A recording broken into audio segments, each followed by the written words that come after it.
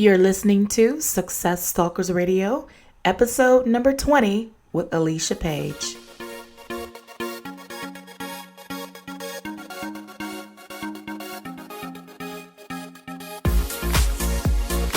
Welcome to Success Stalkers Radio. I am your host, Iona Garrett. People all over the globe are rewriting the rules to success. They're making money and changing the world. Join me Monday through Friday as I interview today's top entrepreneurs, business leaders, and entertainers that will leave you inspired to take action and achieve success on purpose. Are you ready? Let's dive right in.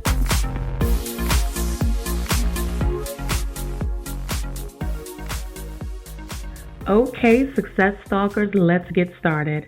I am your host, Iona Garrett, and this is another episode of Success Stalkers Radio. I am simply thrilled today to introduce my guest, Alicia Paige. So, Alicia, are you ready to stalk some success today? I sure am. All right, I like that.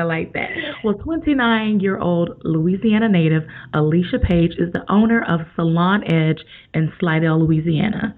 She pursued a biology degree at Southeastern Louisiana University, only to realize that after 3 years, that's not what she wanted to do.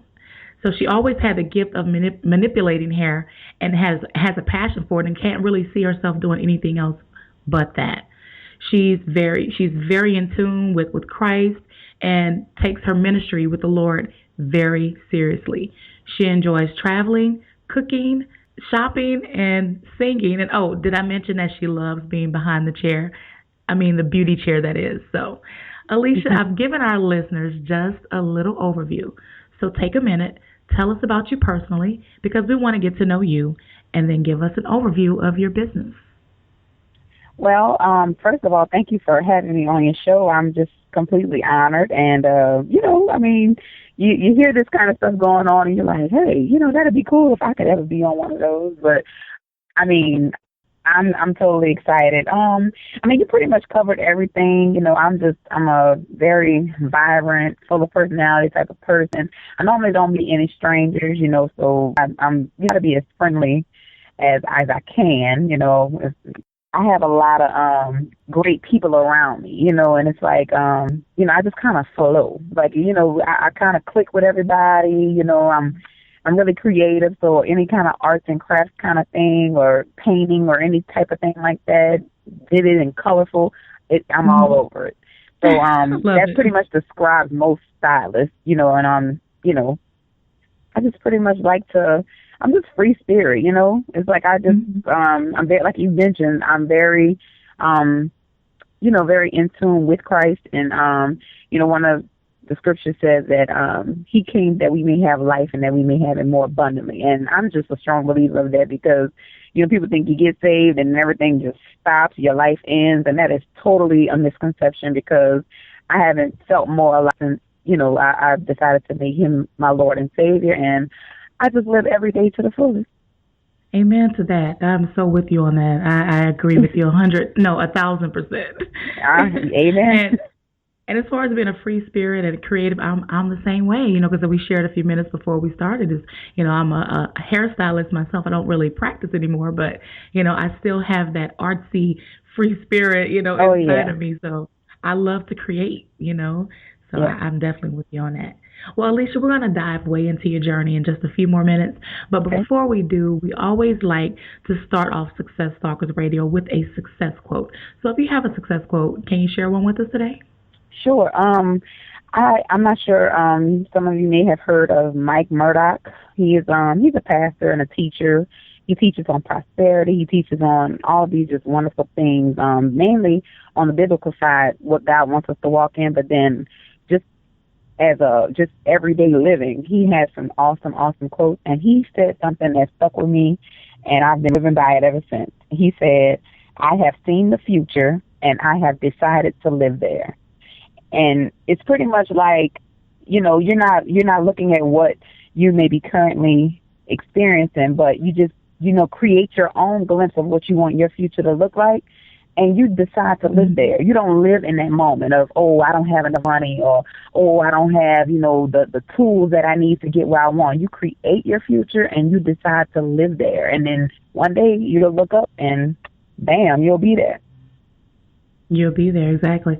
So let's go a little deeper with that, because I love that quote. That is, and I think I've heard him say that before. I know who Dr. Mike Murdock is. But can you share with us how you have applied that quote along your journey? Yes. I mean, we all get in little funks, for lack of a better word, little areas in our lives where we feel like, man, I wish I would have made like a better decision, or, oh man, I wish, I could have done that a little differently. But, instead of like harping on that, you just focus in on, okay, this is what I did. This is what I learned from it. This is what I will not do in the future. This is what I'm working for towards my future. And then everything you do should back that up, and I've made certain decisions and I'm like, okay, I'm not going to do that again. So literally in my mind, I've created my future. This is where I want to be. 5 years from now, I want to see this. I want my bank account to look like this. I want, to be driving this. And, we can have whatever we want to have, whatever we, say we have. And, you create that future and you decide to live there. And I'm telling you, every day I'm getting closer and closer. I love it. I know you are. That's awesome. It just makes so much sense, because you really do have to see it. You have to see it in your mind before you can get there. So, I always say you have to seize it before you can seize it. Right. Some people will get that later, but you have to seize it before you can seize it. Yeah, they'll catch it on the way home.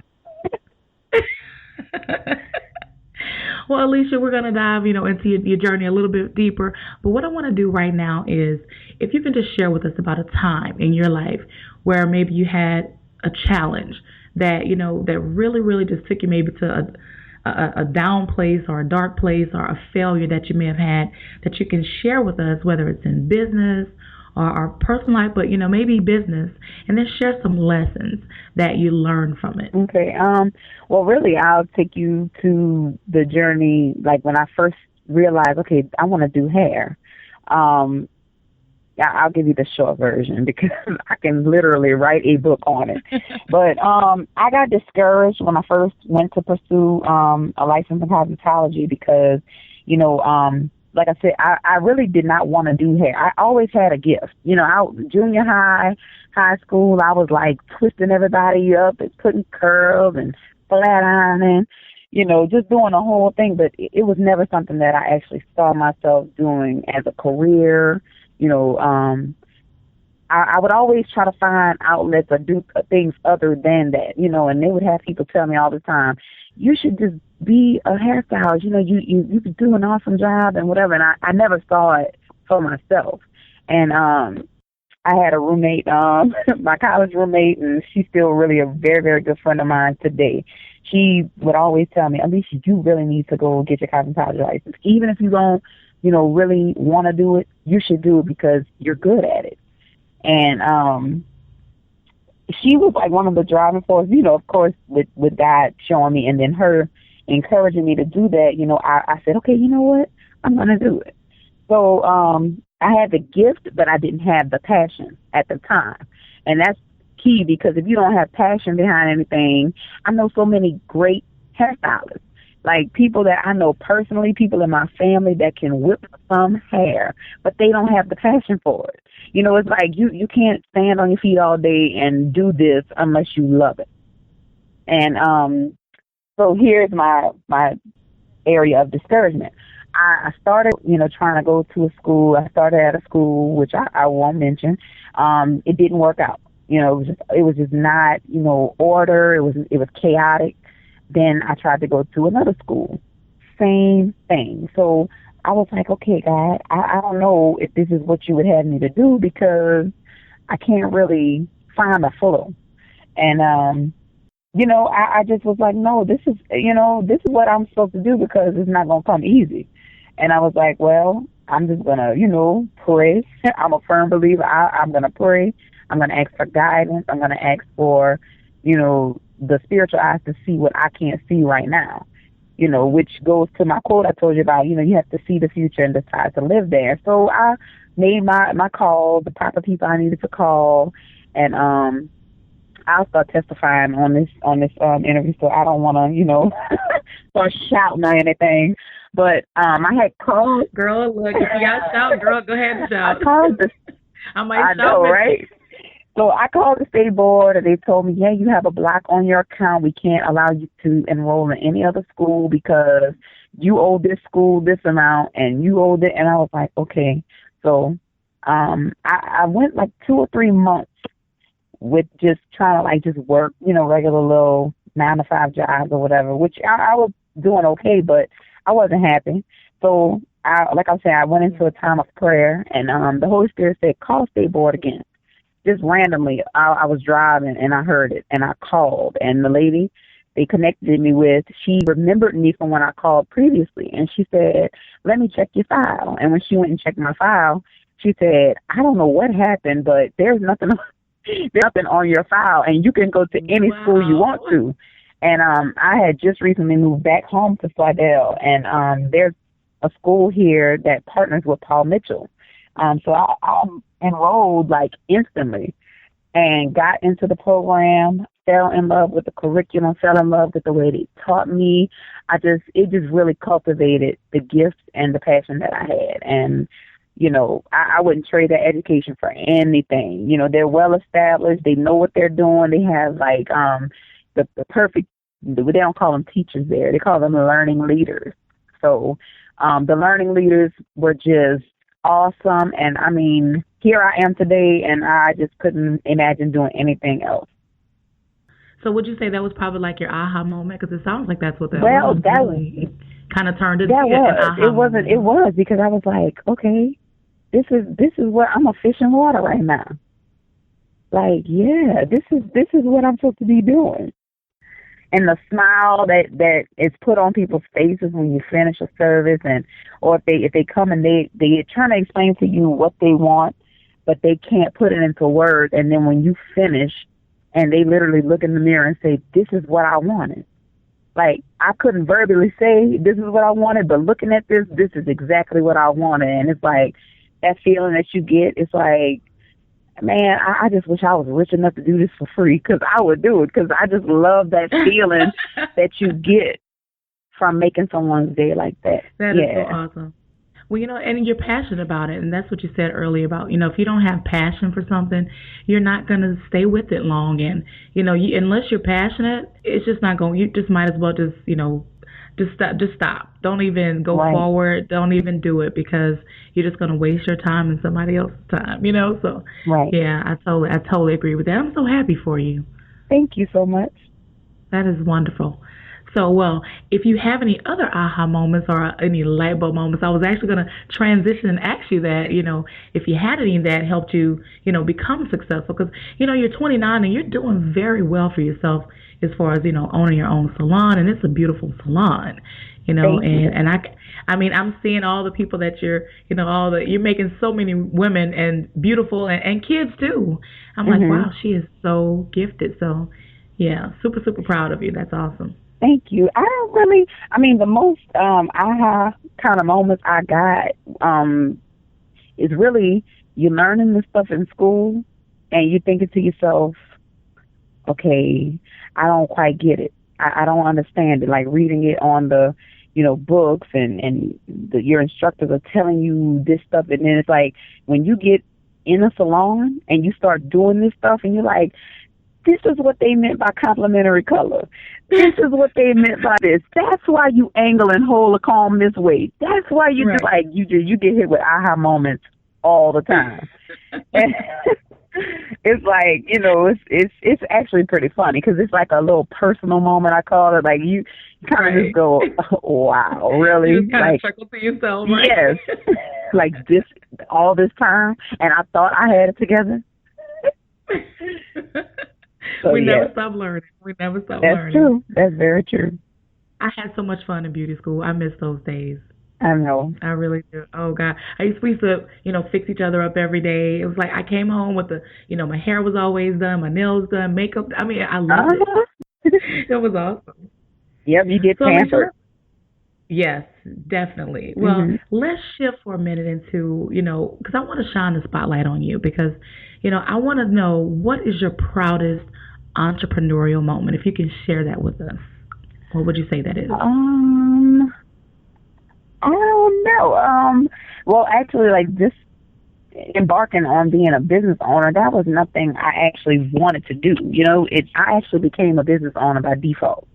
And when I say that, I was very, very happy with the salon I was working in. And I'm still in touch with the owner of that salon. We're church members actually. I still talk to her and everything.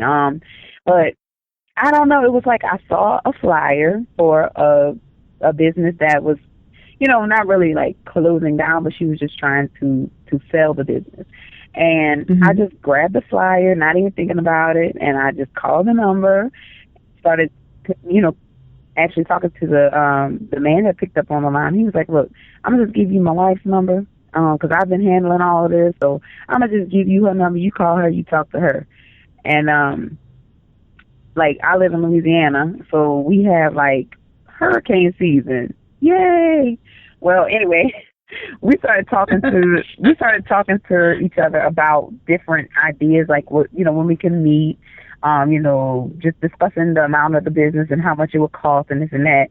And then the hurricane came through and we had to evacuate, and so we kind of lost a little contact. And like I said, it wasn't something that I was trying to do, so it wasn't like I was gonna like chase her down or try to contact her, because it was just something that I was just looking into.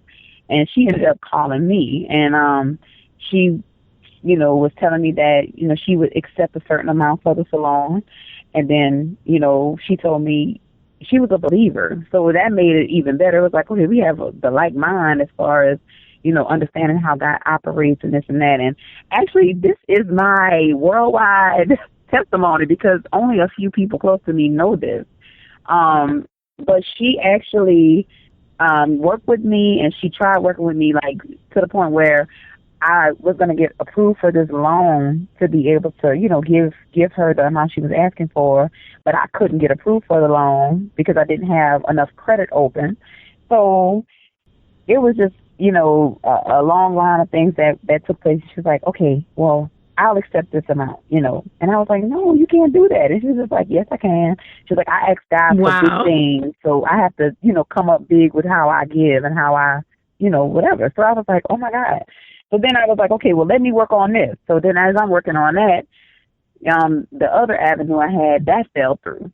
And I'm like, okay, I don't want, because, there had other people interested in her business, but she, for some Hmm. reason, she just kind of gravitated towards me and was like, it's something about you. I just want to help you. I was like, God. I know. I was like, what's going on here? Like, this lady, like, she's just an angel. So long story short, I ended up not having the help that I thought I was going to have. And she told me, look, I'm going to tell you like this. I don't know what it is about you. I just want to help you. She was like, if you can start taking over the monthly notes starting next month, you can just have it. And I said, what? Whoa. I literally, I still to this day, when I pull up to my salon, I'm floored, and it's an outward expression of God's love for me, and I'll never take it for granted. So I was given my business. Praise God. Girl, Yes, you about to make me shout. yes, I was given my business. I mean, I've added certain things into, but it came with dryers, it came with the stations already in place. I was given my business. That's the proudest, the most miraculous thing I think that has ever happened to me. Ah, girl, that is awesome. I felt like Yes. I was right there with you every step of the way. Oh yeah, yeah. I mean, and I told her I'm forever indebted to her. I told her. She said, I don't give me anything. I said, when I make it big and I'm this and I'm that, I'm coming to write you a check. She said, no, you're not. She said, no, no, no. She was like, this is something that I felt like I needed to do. She said she asked God for big things, so she has to give big. And I literally was given my business. So there's nothing too hard for God. You're so right. Oh my gosh, girl, we could go on for and talk about so many different testimonies, but we don't have time for that. We have to I talk know. another time. But that is just That is such a blessing. And And what a I didn't even know if I should say that, during the interview, but I was led to share that just now. So that may give someone faith enough to believe that God can do anything. He can give us, even when we don't deserve to be given anything as big as your own business. He is in the giving business, and He is faithful. Alicia, I'm telling you, I've seen things like this happen in business, and it's just I'm glad you shared that because, and thank you for being transparent because now it takes courage to really open up sometimes Hmm. about your personal life and things like that. So I appreciate you doing that. But like you said, it really could help someone that's listening, somebody who may be discouraged, about how they're going to get started in business. And what I always tell people is don't focus on the money, focus on your passion because I used to be that way. I was always like worried about how am I going to get started. I don't have the money. I don't have the money. But God knows just what you need and when you need it. So Right. He just wants to know that He trusts you with it. So you just have to get started, get moving, and it always works out. So Yep. I mean, you have such a powerful testimony. I'm so happy for you. Thank you so much. Well, we're going to move a little bit further in the interview. Okay. And what I want to do right here, right now, is just kind of ask you about some of your day-to-day operations. Like, kind of, I don't know exactly how your days go or what days you're actually in the salon, but if you can, just kind of tell us a little bit about your day-to-day activity. Well, I normally get started anywhere. Like my actual first appointment comes at 9. That's every day that I'm open. That's Tuesday through Saturday. I come in, I put we have our little worship and gospel and contemporary Christian music playing, and it's really bright in there. Like the colors of the salon are like red, white, and black, so it's all colorful in there, Love it. and it's really upbeat. We have some of probably the best clients around because everybody's really, really friendly. It's like we just one big family. I come That's in, good. we set the tone for the day. Um, in between clients, I'm always just doing something. Being a business owner can be fun, exciting, but you have a lot of responsibility. So, Oh, yeah. most of the time I'm actually in the salon. Hmm. To the point where I'll park somewhere like far down, like I normally don't park, as far down, when I get there in the day, but sometimes there's a lot of traffic in the shopping strip where we are, and I may have to park, kind of far. And so when I'm leaving out at like 8, 9 o'clock at night, I'm like, wow, I park way down here. Like, but I haven't been. Right. Look, I got to the salon at this time in the morning, and I'm not leaving until this time at night. And it's like, Wow. Oh, wow, yeah. So, the life of an entrepreneur. right. So some days I get a chance to kind of sneak and run a little errand here or there, but I just for the most part I'm in the salon. I'm there. I try to be present, because I don't want to be that business owner that is never there. You're like, oh well, where's Alicia? But more than likely you walk in, you're gonna see me. I'm either at my station shampooing someone or on the phone booking appointments. So it's always something going on. Yeah, so you have a team, obviously. You have other stylists that Hmm. work there with you. Yes. Okay, good, good. Well, this kind of segues me into my next question. You mentioned, the kind of basically a day in the life as an entrepreneur, but I was going to ask you, we both know as an entrepreneur that it can be a roller coaster, of emotions. Hmm. Some days you can be up and then some days you can be down, because there's always so much that you have to deal with. Tell us, how do you, you know, keep your focus? And how do you keep that end result in mind? Can you share that with us? Yeah, I mean, you just always have to put yourself out of the way. When you're in public eye, when you're a business owner or just working with the public, it's customer service is always something that you should want to focus on. You don't want to carry your problems from home or whatever into your job. Even if I wasn't a business owner, it's something I learned just with working for all my life. And you just Right. want to focus on, it's not about you. We go through little things, but when you are in a position where you're interacting with people and you know, people form opinions based on how they're treated, and you don't want to, come in with things weighing down on your shoulders and things that you carry from home. And I just say just remember that it's not about you. You know, the type of business I do, I make people's day. But you can't do that if you got a face like you sucked on a lemon when the people walk in the door, and then they can't even appreciate what you did for them because of the vibe that you're giving off. So just focus on just really. I could take everything you ask me and put it into a spiritual form. I don't want to sound like I'm just too holy, but I'm just being honest. Like everything I do is just based on what I'm led to do by the Holy Spirit. I'm not perfect. So days when I feel like I want to just come in and just be like, Incredible Hulk and start breaking stuff, I have to be reminded that's not who you are. So. And we all have those days, believe me. Oh, yeah. We all have them. Especially if you didn't have them, I would think something was wrong. Right. Yeah, but we have actually reached what I call one of my favorite parts of the interview, and that's called the success round, Alicia, because, we try to ask questions to our guests that we think that other entrepreneurs or people who are aspiring to be entrepreneurs, questions that they would want to know. So I'm going to ask you this. Now, you kind of touched a little bit on this before, but was there anything else that may have held you back from becoming an entrepreneur before you started? No, if anything, I would just say myself. I mean, you are what you think you are. So if you never think about, one day I can be a business owner or one day I can do that, you limit yourself with your mindset. So, the only thing I could say would be myself because, if you never think as far as what you see, like, okay, I would have just been content, like with just renting a booth and just whatever, like, not trying to pursue being a business owner. It's like I thought about it when I saw the flyer. I actually thought about it. I was like, wow, how cool would it be to be a business owner? And then everything you do after that, it shows how hungry you are for that.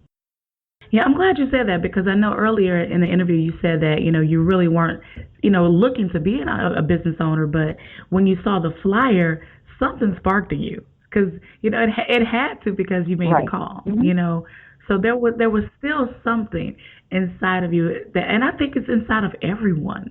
Not everyone is going to be a business owner, but I still think there's something inside of everyone that makes them say, I want more, because you should always, be striving for more. And I'm really glad you picked up that flyer and you decided to make the call because, wow, what if you hadn't? Look at what happened. If I'd have thought, man, I'll never be a business owner, that would have just been it right there. Right, exactly. And so many people, who are listening right now may have said that or, I hope that us having this conversation will help them because that's one of the reasons why we're doing the show. I think it's amazing. I love what you're doing. Thank you. Thank you. Well, I appreciate that. Well, what is the best business advice you've ever received, Alicia? The best business advice would be, like, in my profession, don't let people talk you into doing house calls and I mean, you going to their house, they coming to your house because it's going to be hard to kind of get them to agree to how a salon is supposed to be operated. It's like, well, I'm not using anything at your salon, so can I get a discount or just whatever, It's like you just got to kind of like keep your eyes dotted and your T's crossed because, even with family, like, I love my family and I do offer a family discount, but no one has the ability to come in and try to sway me because it's kind of like you just have to have your boundaries set and don't ever mix like the business side of it with personal, because that can always be bad. Yes, it can. I was going to say when I had my salon, I know exactly what you mean about, family and friends, and they really should respect you, respect that this is your business, it's your livelihood, but they don't always do that, and a lot of times they want discounts and I did those things too. I would offer discounts, but, however you pretty much like start off, they will treat your business as that. And so it's really smart that they, whoever gave you the advice, I'm not sure who that was, but that was great advice. Great advice. So can you share one of your personal habits that you have like on a daily basis?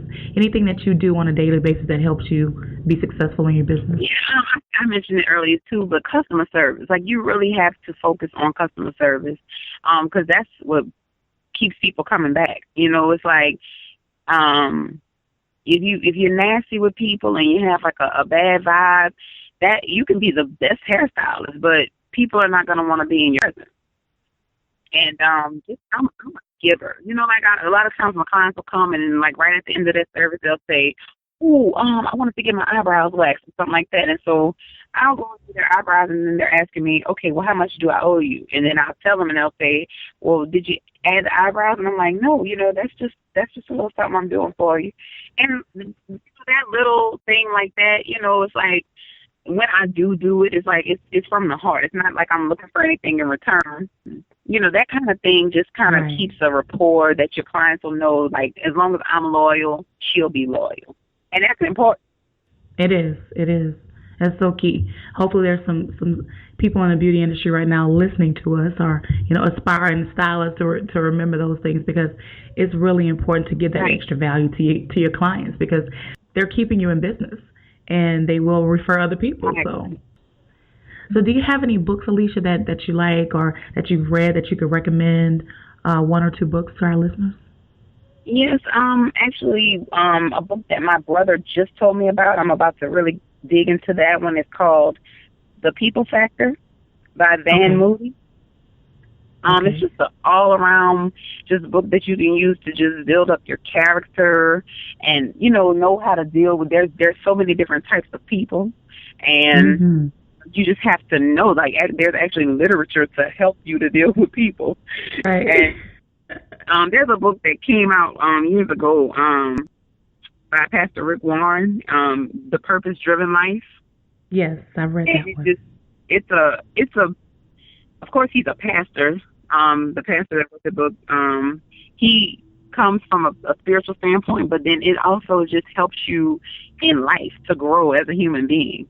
So, right. Well, we're definitely going to make sure we add, all those books that you're talking about on your show notes page, because you'll have a page on our website with everything that we discussed today. So it'll definitely be there. Yeah. So our last question, Alicia, is I want you to imagine for just a moment. Imagine that you woke up tomorrow morning in a brand new world, identical to Earth, but you knew no one, and you still have all the same knowledge and experience that you currently have today. And let's say your food is taken care of. Let's say your shelter is taken care of, and you have a car, so you don't have to worry about any of those things, but you only have $500 and you have a laptop. What would you do in the next 7 days? Oh, man, that's interesting. Because it's like, I could be real selfish. Seeing as I got all this other stuff. No, but I thought about that. Let's see. Since I have a computer, a laptop rather, I would probably search the internet and find the best deal on a styling chair. I would probably buy like my essentials, like some nice, shampoo and conditioner, and just start like trying to like do like a on foot kind of marketing thing. Since I don't know anyone, I would try to go, let them know I'm available to do haircuts and different things like that, and just try to really just start from the ground up and build the business in what I know how to do best. That's exactly, it's amazing. Every time I ask my guests that question, right, it's like it never fails. Every single person always say, because, and the reason why I ask this question is there's a method to the madness, believe me, because I'm asking that question so other entrepreneurs can understand that when you're starting a business and you're starting from the ground up, you got to get out. You got to network. You got to build relationships. You got to build it up. So, that's exactly what you have to do. Yeah, it was when you say you don't know anyone. Okay, if I don't know anyone, that means I'm going to have to go. Because, it's so funny. That's something to think about, because a lot of times people ask me, how is it that you have such a big clientele base? Like, do you just know a lot of people? Do you, because I was actually blessed when I got out of school. I had a clientele base that people probably take a year and a half to build. And it's only grown in because I'm like, I look at the amount of clients I have in the database on my website, and I'm like, wow, I see that many people. That's awesome. So to ask that question and say you don't know anyone, it's like, dang, like I was just blessed. Yeah, but it's so key because you can't, if you don't get out there and network and be visible and let people know that you're in business, you won't have a business. That's right. So yeah, well, Alicia, I really thank you so much for being on our show today, and it's just been an honor to have you, and your journey is just so inspiring. Let me just say that, and I know that our listeners have gotten some great takeaways and some great tips, from you today. And if you could just give our success stalkers one piece of advice before you go, and then let them know how they can find you, and then we'll say goodbye. Okay. Well, you can follow me. I'm actually on Facebook and Instagram. My website that I use for booking, for online booking, is on Style Seats. And my name is Alicia Paige, as you'll probably see on the with the information that Iona provides. The only advice I can say is, get a business mentor. Get someone who has done what you're trying to do or is currently doing it, and you draw from them. You're only as smart as the people you're around. Like, if you're smarter than your circle, you need to be finding new friends. Find people who are, like I said, doing what you want to do, and that can actually help to assist you to get there. Be open-minded, be an empty cup so that they can pour into you, and, just any opportunity. If they ask you to come drop off a cup of coffee, go drop off that cup of coffee, because within that 5 minutes, they can drop another that you can take and use with you on your journey. Girl, you are dropping some wisdom. Yes. I love it. Well, Alicia, you are just a joy, girl, and I just thank you again so much for being on the show. And, everyone who's listening, you guys can also go to our website, to successstalkers.com/Alicia Paige, and you'll be able to find everything we've been chatting about, and all the links, books, and everything she mentioned will be there as well. So thank you again, Alicia, for being so transparent with your journey today. It was my pleasure, and thank you for having me. Oh, you're so welcome. You're so welcome. And for everyone out there listening, thanks for tuning in. And until our next episode, keep stalking success. Well, that'll do it for another episode of Success Stalkers Radio. If you'd like to hear more from these inspiring entrepreneurs and entertainers, be sure to subscribe to the Success Stalkers Radio podcast on iTunes. And if you found value in this episode, give us a review, hopefully 5 stars. You may also visit us at successstalkers.com. Leave us a comment. We'd love to hear from you.